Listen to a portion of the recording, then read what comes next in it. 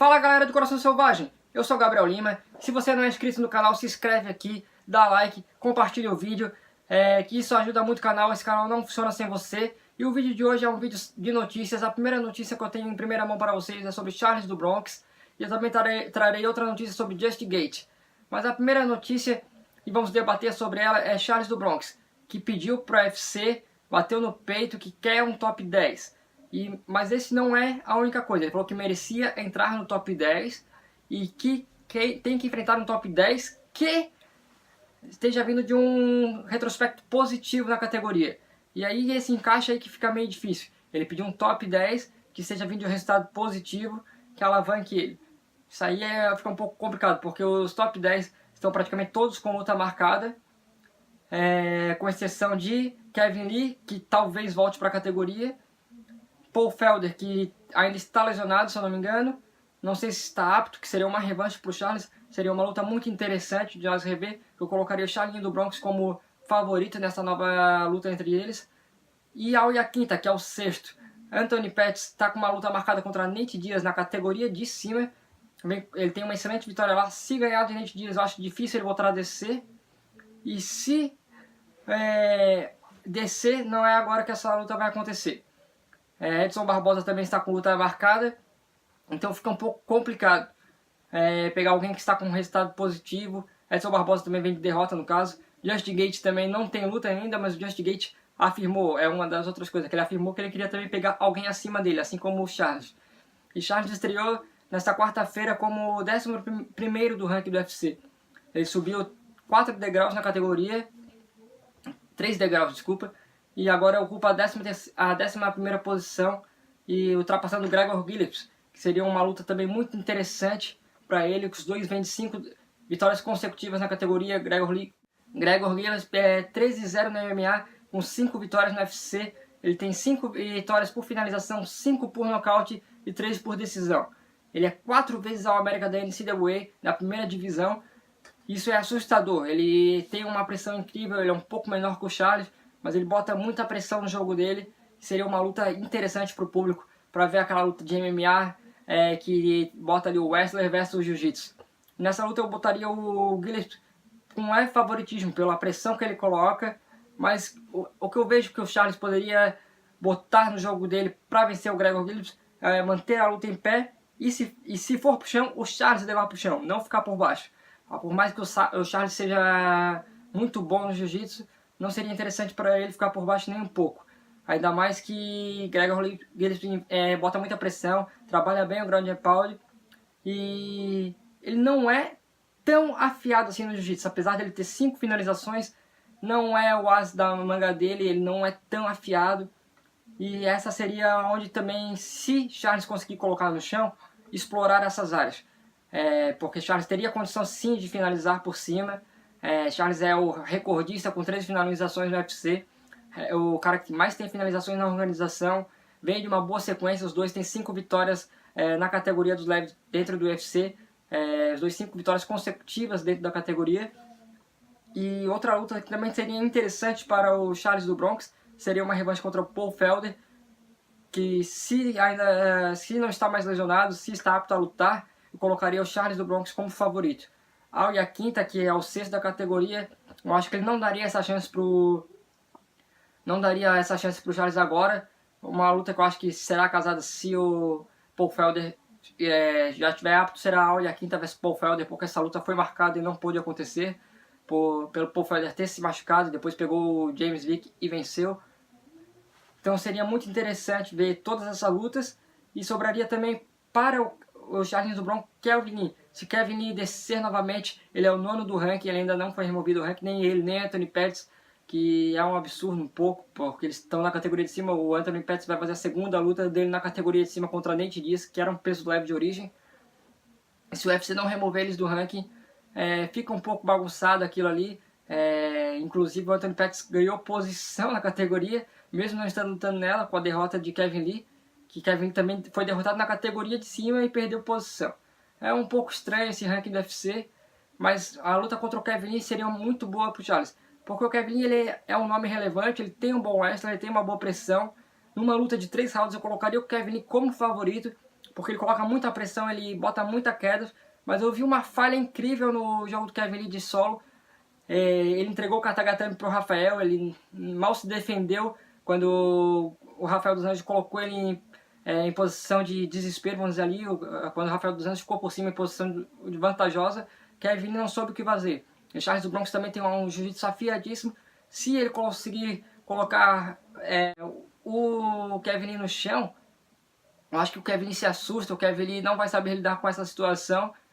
Mas também é muito difícil, porque o Kevin ele é muito forte, ele tem uma envergadura muito grande para a categoria, ele é um pouco menor que o Charles, se eu não me engano, o Kevin tem 1,75, o Charles 1,77 de altura, mas a envergadura do Kevin é mais de 1,90, é muito grande, ele tem uma boa sequência de golpes em pé, ele chuta bem, ele soca bem, ele bota bem a distância e exige muita pressão nas quedas, ele coloca muita pressão, ele bota tu na grade, ele te pressiona. Em uma luta de 3 rounds seria muito difícil pro Charles, mas o Charles a gente sabe que ele é muito habilidoso no jiu-jitsu. O Charles teria a oportunidade de encaixar guilhotinas, de trocar em pé, que a gente viu uma evolução absurda do Charles em pé. Ele tem se destacado na luta em pé, principalmente a gente viu isso nas 2 últimas lutas dele, não, nas 3 últimas lutas dele, nas 2 também, nas 3 últimas lutas dele, primeiro contra David Temur, depois contra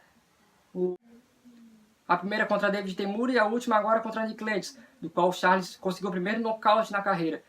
E isso mostrou que o Charles não é mais só o lutador de chão, não é mais o mesmo Charlinho que a gente sabia que ia fazer.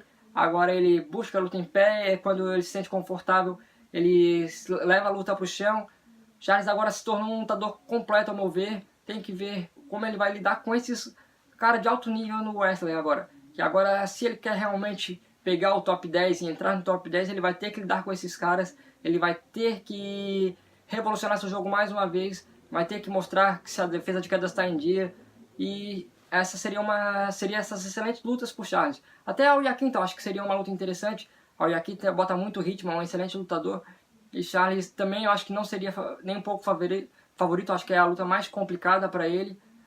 Entre todos esses que eu mencionei, que estão de sexto a décimo, seria uma luta muito complicada para ele, mas seria uma luta boa também de se assistir. Se Charles vencesse, ele daria um pulo enorme, mas eu acho que essa luta não vai acontecer agora.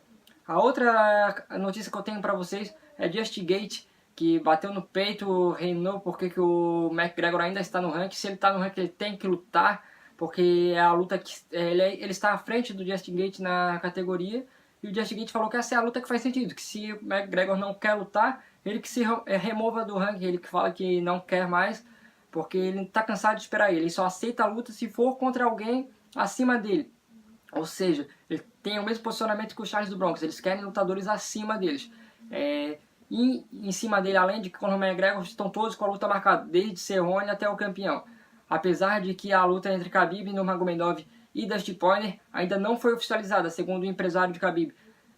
Então a gente tem essa incógnita, mas eu acho que está quase tudo certo. Eles estão em negociações profundas, mas está praticamente tudo acertado para acontecer. A outra o Tony Ferguson vai retornar agora contra o Cowboy Cerrone, e fora isso tem o McGregor ali sobrando, mas o McGregor não mostrou interesse em voltar. Talvez tinha aquela luta com o Cerrone, mas Cerrone também não resolveu esperar. Cerrone nunca quis esperar, né? Cerrone em 1 mês e 5 dias vai lutar 2 vezes agora. Falta 16 dias para a luta dele. Ele mal lutou, tem 2 semanas mais ou menos que a gente viu ele lutar. E já vai lutar contra a fera brava, Tony Ferguson. Que o vencedor dessa luta, se Conor não voltar, provavelmente vai ser o próximo desafiante ao cinturão. Tem um boato também que Georges St-Pierre pode voltar em dezembro para fazer uma luta contra o Khabib, que eu acho que seria injusto. Eu acho que seria injusto tanto o Conor passar na frente de Tony Ferguson, caso o Tony vença essa luta, quanto o Georges St-Pierre, porque o Tony está há muito tempo. O Tony já foi campeão interino da categoria, já teve luta marcada 3 vezes com o Khabib e essa luta nunca aconteceu. Então, se ele vencer mais uma e vencer Donald Cerrone na fase que ele está, ele tem que disputar o cinturão. Ele já tem uma idade avançada, já tem 35 anos, já não dá mais de esperar tanto. E seria uma luta muito interessante, seria uma luta que eu gostaria de ver, eu aposto que vocês como fã também gostariam de ver. E Justin Gaethje pegou e falou que ele tem que enfrentar esses caras se McGregor não quer lutar. E se ele quer esperar, ele vai ter que esperar tudo isso acontecer ou esperar que alguém se machuque para substituir.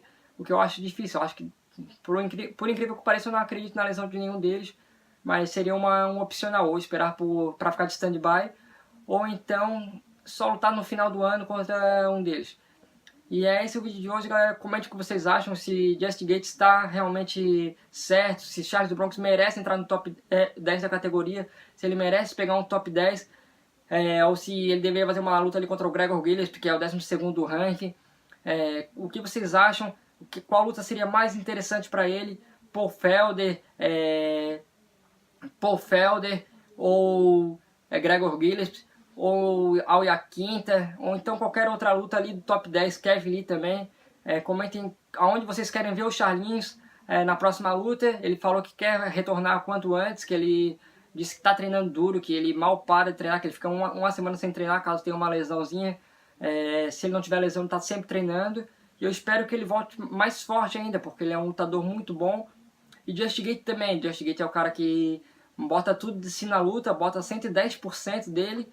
E ele é um lutador incrível e seria uma pena de ter que esperar tanto para ele lutar, se ele realmente quer enfrentar alguém na frente dele. Eu acho que ele merece, que ele vem de uma incrível vitória sobre Edson Barbosa, mas ter que esperar tudo isso é um pouco sofrido pra gente. Se bem que, como eu falei, a divisão está meio estagnada. Alguns lutadores estão na categoria de cima, outros estão com luta marcada e sobra poucas opções para ele. Então esse é o vídeo de hoje, galera. Comenta, dá joinha, curte o vídeo. Compartilha nas suas redes sociais, no Facebook, WhatsApp, aonde puder. E é isso aí, galera. Valeu, obrigado, é nóis.